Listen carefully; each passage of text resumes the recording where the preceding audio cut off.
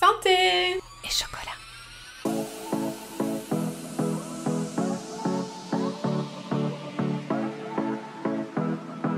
Bonjour et bienvenue dans Santé et chocolat, le podcast qui sème les graines d'une vie plus saine tout en gourmandise, où j'aborderai avec vous la nutrition selon une approche métabolique et holistique.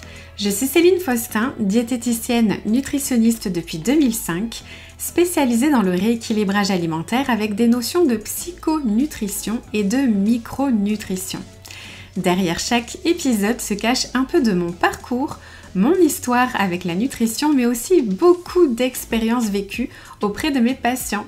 La compréhension du fonctionnement de votre métabolisme est une notion essentielle à mes yeux et je vous le partage ici dans ce podcast. D'ailleurs, j'aborderai les thématiques comme la perte de poids, la productivité, la prévention santé, le sucre, des sujets qui me passionnent et qui sont la base de mes accompagnements.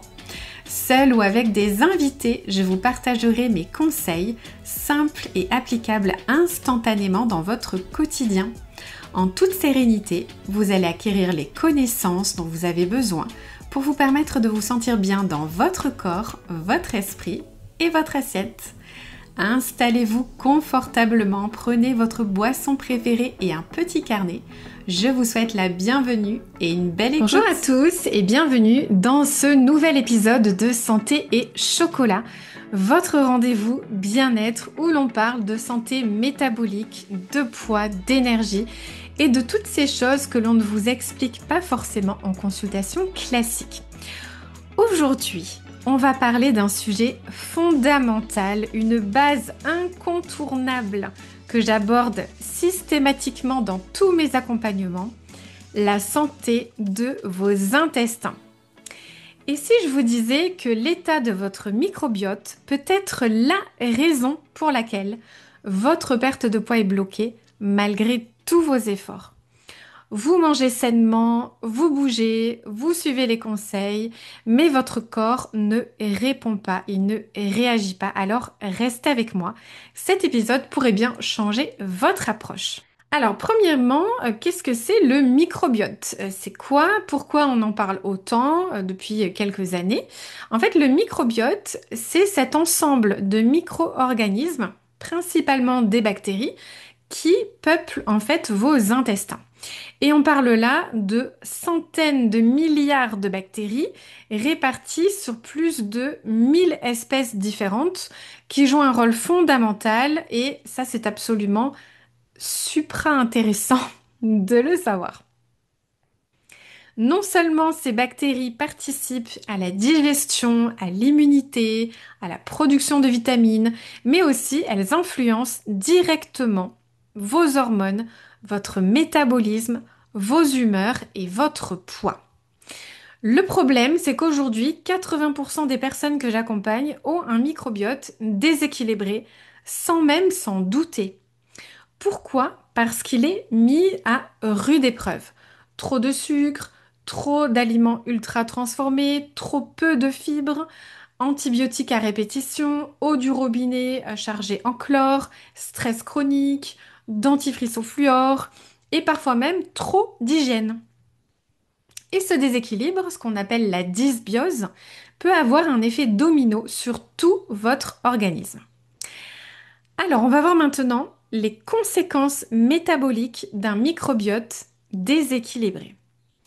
Un microbiote perturbé, c'est un peu comme un orchestre sans chef d'orchestre, ça part dans tous les sens. Et je vais être très claire, ce déséquilibre est extrêmement courant, même sans troubles digestifs.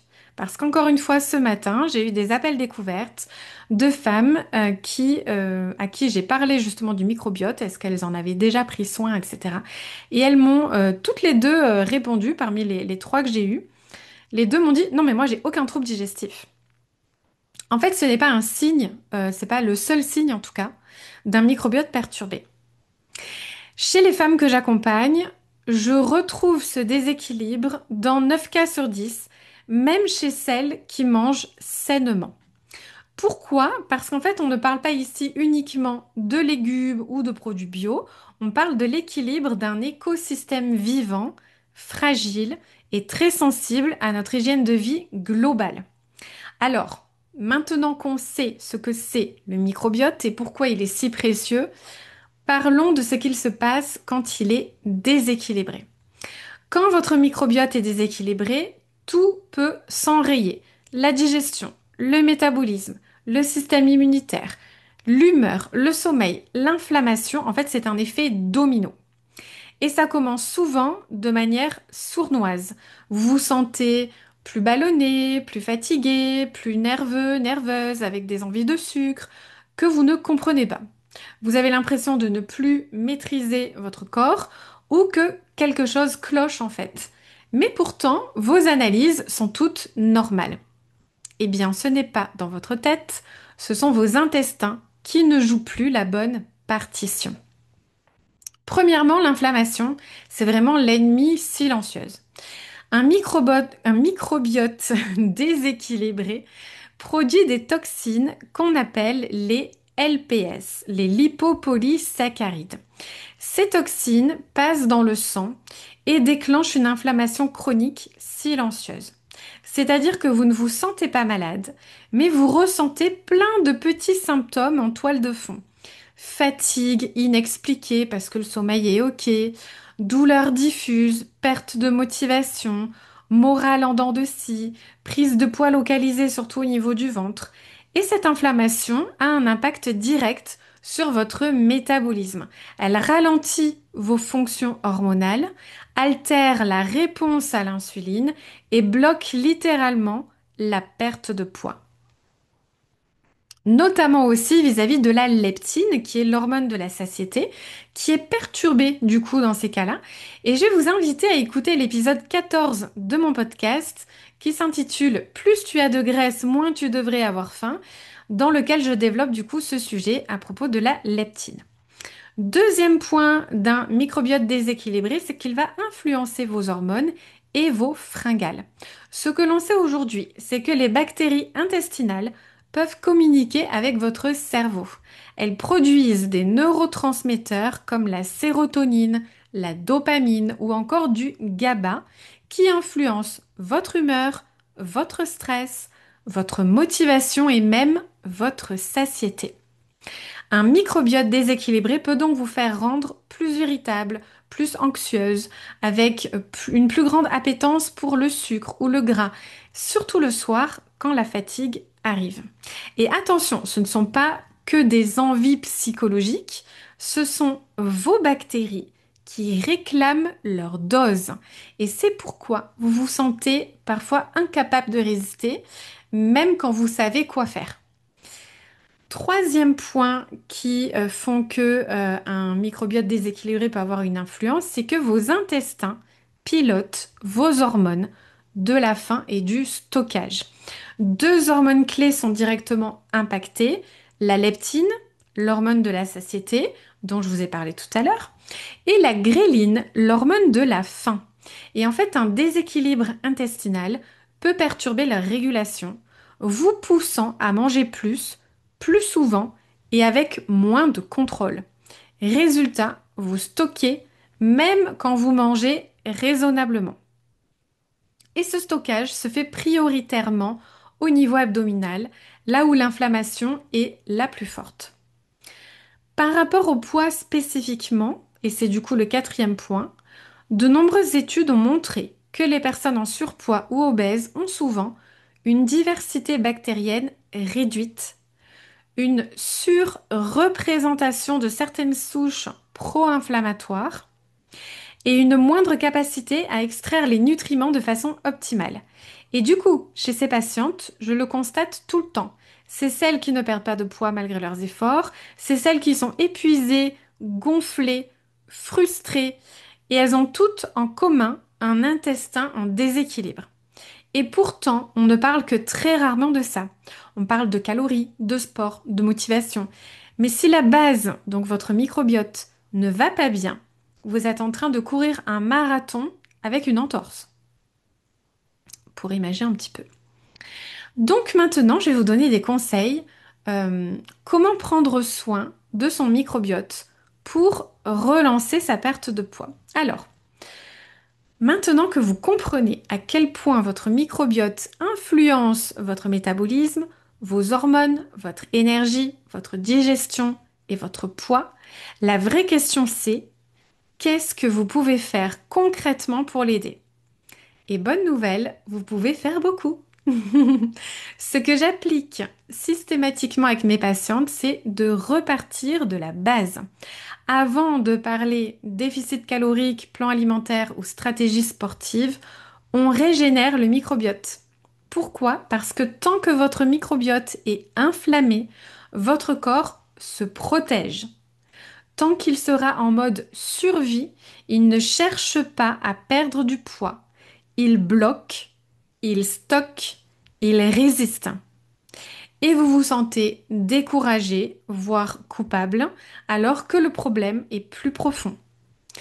Dans tous mes accompagnements, que ce soit pour un objectif de poids, de prévention santé, de régulation hormonale, de digestion ou de résistance à l'insuline, je commence toujours par un protocole de régénération intestinale. Je conseille un complément nutritionnel particulier qui a plus de 10 ans d'existence, qui est très réputé sur ce sujet, et aussi des conseils nutritionnels que je vais vous donner maintenant. Alors d'abord, on apaise l'inflammation. La première étape, c'est d'enlever les agressions, d'enlever tout ce qui peut agresser votre intestin, votre santé intestinale. Premièrement, réduire le sucre raffiné et les produits ultra transformés. Deuxièmement, diminuer le gluten, notamment si vous avez les intestins fragiles. Troisièmement, mettre en pause les produits laitiers si besoin, un certain temps. Quatrièmement, supprimer l'alcool ou au moins temporairement. L'objectif ici, ce n'est pas la restriction, c'est de désenflammer votre système digestif pour qu'il puisse fonctionner à nouveau correctement. Et le but est de personnaliser en fonction de vos symptômes et de vos ressentis aussi. Deuxième point, on nourrit les bonnes bactéries. Le microbiote, c'est comme un jardin. Si on ne plante rien et qu'on ne l'arrose pas, ce sont les mauvaises herbes qui vont pousser. Alors, pour rééquilibrer, on va apporter des fibres prébiotiques qu'on trouve dans l'artichaut, le poireau, l'oignon, les asperges, la banane qui n'est pas très mûre, les graines de lin moulu. Aussi, consommer des ferments naturels comme le kéfir, le yaourt au lait fermenté, les légumes lacto-fermentés, le miso par exemple. Et aussi boire suffisamment pour favoriser le transit. Et surtout, on varie l'alimentation. Plus votre assiette est colorée, diversifiée, plus votre microbiote est heureux. Alors, troisième point à mettre en place, c'est de réparer la barrière intestinale. Si votre intestin est poreux à cause de l'inflammation, il va laisser passer des toxines dans votre sang, ce qui va entretenir le cercle vicieux. On utilise alors des probiotiques ciblés. C'est pas toujours nécessaire d'emblée et ils sont pas tous adaptés. C'est pour ça qu'il faut faire en fonction de vos symptômes et de vos besoins pour trouver la bonne indication. Le bouillon d'os ou les aliments riches en collagène, ça peut être aussi une solution, ou des compléments comme la glutamine, la curcumine ou encore le zinc en fonction du profil évidemment de chaque personne. Mais attention, chaque personne est unique, chaque terrain est unique. C'est pour ça que je fais un point personnalisé dans mes accompagnements et que je m'appuie sur des analyses comme le test HTMA pour voir ce qu'il se passe à l'intérieur des cellules avant de proposer du coup tout ceci. On relie le corps et l'esprit. Ça, c'est aussi important parce qu'on ne peut pas parler de microbiote sans parler de stress. Parce que oui, votre intestin et votre cerveau sont connectés en permanence. Le stress chronique acidifie, dégrade la flore, favorise l'inflammation et bloque la perte de poids. C'est pour ça que dans mes programmes, je propose aussi des outils de gestion du stress, comme la respiration, la cohérence cardiaque, le yoga, qu'il y a aussi des intervenantes expertes qui viennent chaque mois sur des sujets comme l'énergétique, l'émotionnel ou le mindset, et que je propose aussi des rituels bien-être simples à intégrer dans son quotidien. C'est vraiment un ensemble de pratiques qui vont mener vers la réussite. Ce n'est pas que la nutrition. Alors, en résumé, quand vous prenez soin de votre microbiote, vous allez mieux digérer. Vous retrouvez votre énergie. Vous avez moins de fringales. Vous dormez mieux. Vous êtes moins stressé. Votre métabolisme se remet en route. Et votre corps est enfin prêt à lâcher du poids. C'est pour ça que tous mes accompagnements démarrent par une phase de régénération intestinale. Encore une fois, je l'ai dit, c'est la base et parce que je veux que mes patientes aient des résultats durables et non pas un énième effet yo-yo. Alors, si vous êtes dans une situation où votre poids ne bouge plus, que vous vous sentez gonflé, fatigué, irritable, que vous avez l'impression de bien faire sans résultat, posez-vous cette question. Et si ça venait de mes intestins? Et si vous avez envie d'aller plus loin, je vous rappelle que dans tous mes accompagnements, je vous guide pas à pas pour rééquilibrer votre microbiote, relancer votre métabolisme et retrouver un vrai confort digestif et hormonal. Prenez un appel découverte avec moi pour faire le point sur votre situation. C'est gratuit. On est en visio ensemble durant 30 minutes. Le lien est dans les notes de cet épisode. Je vous retrouverai avec grand plaisir dans un prochain épisode. En attendant, si l'épisode du jour vous a plu, s'il vous a inspiré et motivé à prendre soin de vous dans votre quotidien, n'hésitez pas à le partager autour de vous ainsi qu'à laisser une jolie note et un avis si vous voulez soutenir le podcast. Prenez soin de vous et surtout de vos petites bactéries. À très vite!